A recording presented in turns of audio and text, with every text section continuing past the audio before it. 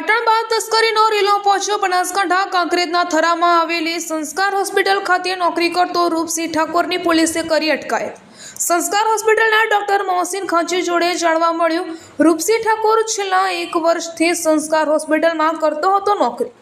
સંસ્કાર હોસ્પિટલનું આમાં કોઈ ઇન્વોલ્વમેન્ટ નથી અને કઈ રીતે થયું તે તપાસમાં જ બહાર આવશે। હોસ્પિટલમાં પણ એસઓજી અને પોલીસે સર્ચ અને રજિસ્ટરો ચેક કર્યા હતા, માત્ર રૂપસિંહ ઠાકોર ઉપર જ હાલ તપાસ ચાલી અને મારી હોસ્પિટલ આમાં ઇન્વોલ્વ નથી અને કોઈ સુરેશ ઠાકોર સાથે સંપર્ક નથી। જો કે હાલ તો પોલીસ દ્વારા રૂપસિંહ ઠાકોરની પણ પૂછપરછ હાથ ધરાઈ છે। અહેવાલ રામજીભાઈ રાય, ગોર કાંકરેજ, બનાસકાંઠા। સર, સમગ્ર ઘટના શું થઈ? 27 તારીખના સાંજે એસઓજીના ચેકિંગ માટે પોલીસ આવ્યા હતા અને એ રૂપસિંહ નામના શખ્સ માટે પૂછ્યું હતું અને એને અહીંયા પૂછપરછ કરી હતી।